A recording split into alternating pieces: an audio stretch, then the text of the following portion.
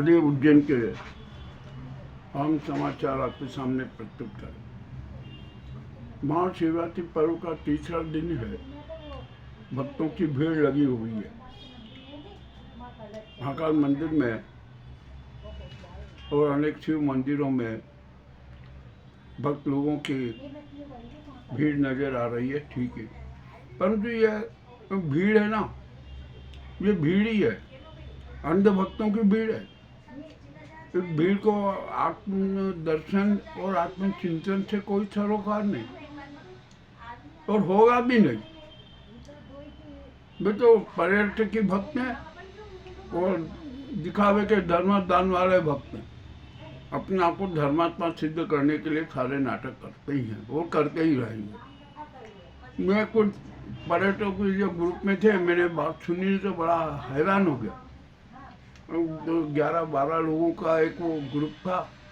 बोले यार रात की पार्टी में मज़ा नहीं आया, थोड़ी थोड़ी मिली और पर्याप्त मात्रा में मिलना थी ना, तो खूब उन्होंने शराब का आनंद लिया, मगर वो असंतुष्ट है और सुबह महाकाल के मंदिर दर्शन करने पहुंच गए। वाह, कितनी अच्छी भक्ति है। आप इधर दारू पियोगे, इधर वो करोगे और सुबह मंदिर में जाओगे, चलिए चले गए, कोई दिक्कत नहीं। अब यहाँ पर महाशिवरात्रि पर्व पर अनेक कार्यक्रम हो रहे। किसी भी कार्यक्रम में आत्मिक भावना बहुत कम नजर आ रही, दिखावा चल रहा। ठीक है, जो होता रहेगा।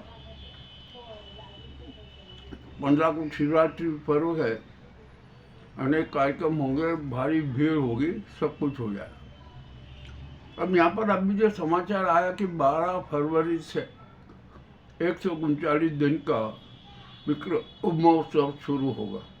चलो यार, इस बार क्या है, 1 करोड़ से अधिक के नकद पुरस्कार भी दिए जाएंगे। कर लो, जितना जो करना है कर लो।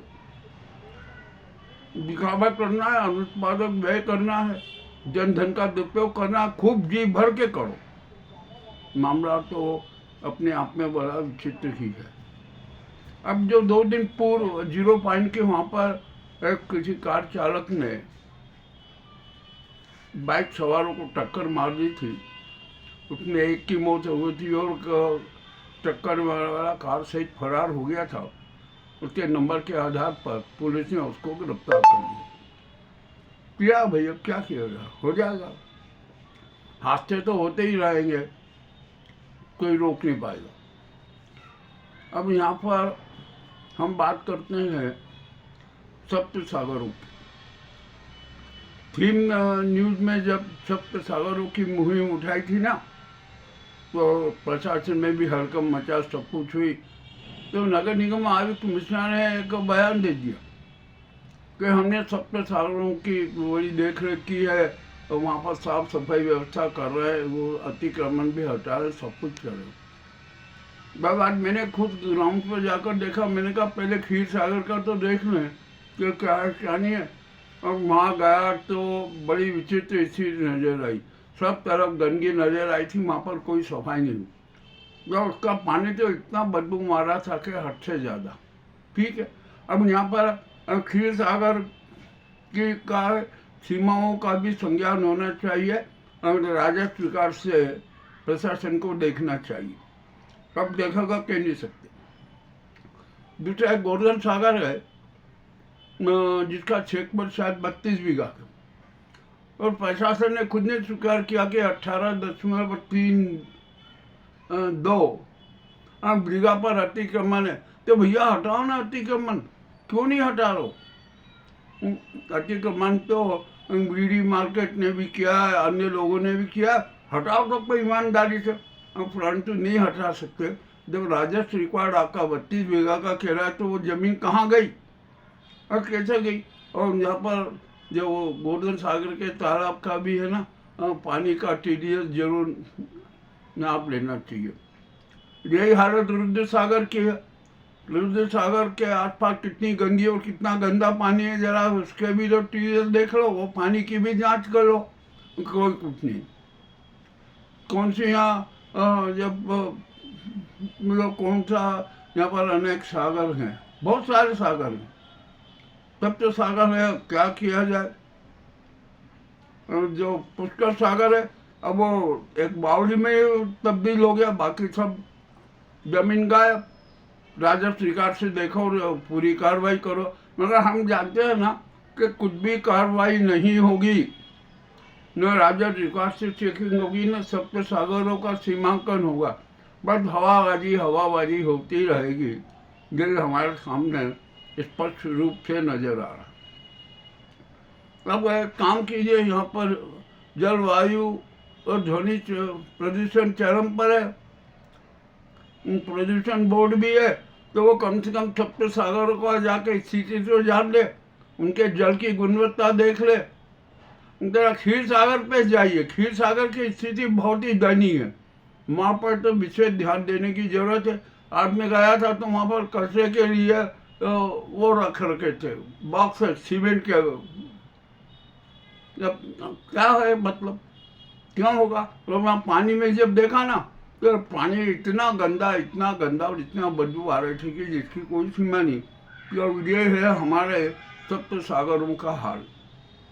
अब अभी मैंने आज अभी समाचार पढ़ा, समाचार देखा कि अब कल से टंकी चौरा से लेकर दानीगेट तक के मार्ग का चौड़ीकरण होगा।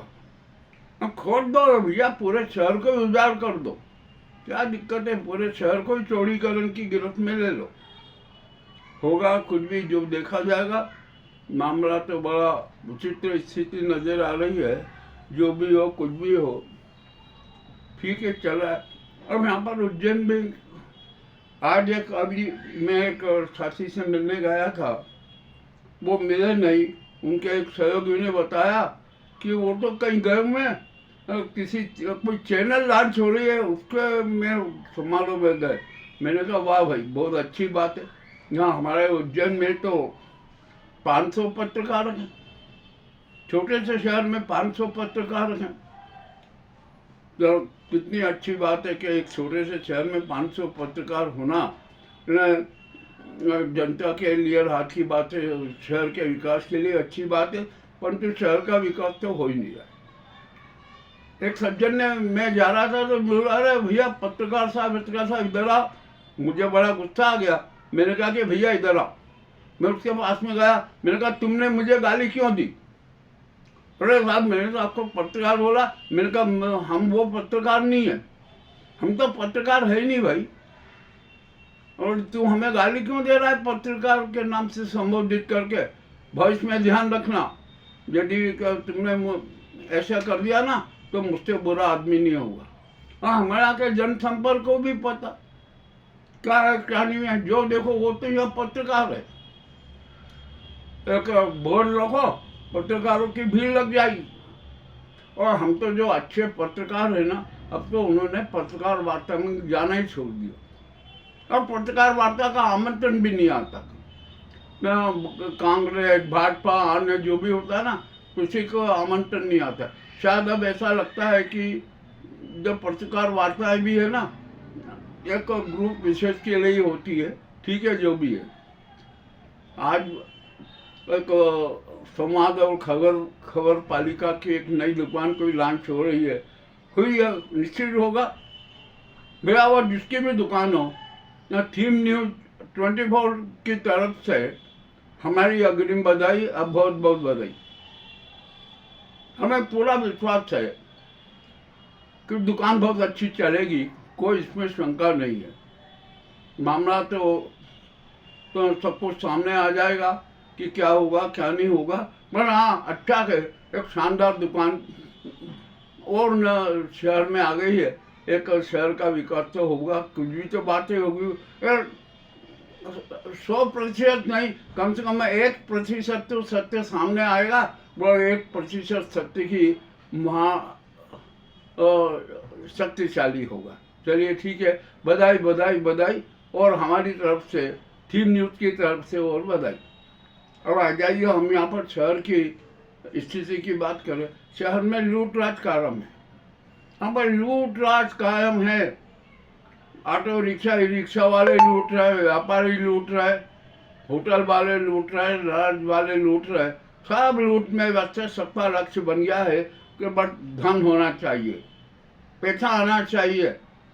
ये महाकाल आकाल और जो ये है ना, ये कोई भगवान नहीं है, धनी भगवान है। बस वो आना चाहिए, हम तो उससे ही सरोकार रखें। इस प्रकार की राजनीति चल रही। अब यहाँ पर एक बहुत बड़ी शातिर गैंग भी सक्रिय है। वो गैंग बड़े विचित्र खेल कर रही है।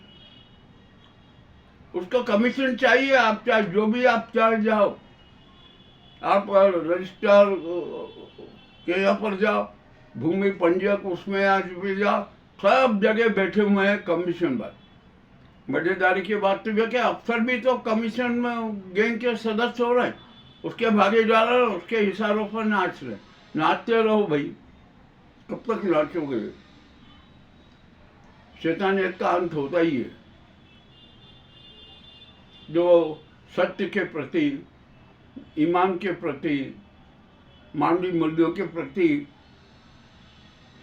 गद्दारी करता है ना, उसका अंत बहुत बुरा होता है और होगा, इसमें भी कोई शंका नहीं है। और हमारा का खुफिया तंत्र भी है ना, नकारात्मक सिद्ध हो रहा है, बिल्कुल नकारात्मक सिद्ध हो रहा है। उसको हर चीज की गतिविधि का संज्ञान होना चाहिए, परंतु नहीं, वो संज्ञान के मूड में नहीं है। उसको तो यह विश्वास है कि जो हो रहा है अच्छा हो रहा है। मेरा ख्याल है वो भी कहीं किसी दबाव में है, और दबाव में तो सभी लोग हैं, यहाँ के अफसर है, वो है, और यहाँ दलालों की पोबारा हो रही। यह हमारे उज्जैन की तात्कालिक स्थिति है। यहाँ की धन पालिका के तो खेल ही बड़े विचित्र हैं। अब तो हमने जब हमारे सर्वे किया ना, जब हमने उनका वो संज्ञान लिया, तो हमें बड़ी विचित्र बात लगी। और जो हमारे सामने सत्य सामने आए ना, उनका प्रसारण करने में हमें शर्म आ रही है। कौन जो भाई, जो भी हो रहा है ना, सब अच्छा हो रहा है, करने दो।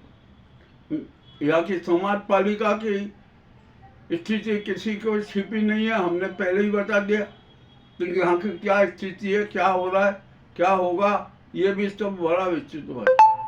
अब कुल मिलाकर हमने जब देखा ना शहर का पूरा वातावरण, तो ऐसा लगा कि अब शहर में सुव्यवस्था, सुप्रबंधन तो है ही नहीं।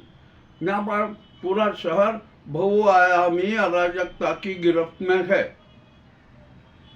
तब जो ऐसी स्थिति है तो एक नाम बदल दे। उज्जैनी का नाम जो अवंतिकापुरी के रूप में जाना जाता है ना, उसको हम अराजकतापुरी का नाम दे दें। वो क्या मांगा जाए, ठीक है, अराजकतापुरी, अराजकतापुरी, ठीक हो गया। रेलवे की स्थिति भी बड़ी विचित्र है। ट्रेनों में मोबाइल चोर गैंग सक्रिय है, चोर उठाई गए सक्रिय है। तब बेचारी माँ भी लिमिट के, और यात्रियों को भी चाहिए कि वे भी थोड़ी सावधानी बरते। अभी यहाँ पर रेलवे में 31 ट्रेनों के प्लेटफॉर्म बदल दिए गए यात्रियों की सुविधा के लिए। अब देखते हैं बदलाव कितना सुविधाजनक होगा या नहीं। और गुंडा तत्व यहाँ पर बहुत सक्रिय, पूरे जिले में सक्रिय। जिलाधीश ने हाल ही में 11 शातिर गुंडों को जला बदल कर दिया, ठीक है भैया। यहाँ यातायात अराजकता तो चरम पर है, वो तो संस्कृति बन चुकी है, कोई दिक्कत नहीं है। और पुलिस और प्रशासन कुछ करना नहीं चाहता, एकांगी मार्गों का पालन भी नहीं हो रहा। जो भी हो रहा है ना, सब अच्छा हो रहा है। ये कुप्रबंधन और कुव्यवस्था ही तो सुप्रबंधन और सुव्यवस्था है, ये अब जनता मान ले। कुछ भी हो जाए, जो भी हो जाए, सब कुछ हो जाएगा यहाँ पर। तो आखिरकार ये महाकाल महाराज से हम हाथ जोड़ के प्रार्थना करते हैं कि महाराज आपने ये इतनी पोलें क्यों खड़ी कर दी? पोल में क्या हो रहा है, क्या देखेंगे, कहाँ जाएंगे? इतने इतने अपराध हो रहे, ये पोल ही पोल में क्या किया जाए? कोई सुनने को ही तैयार नहीं।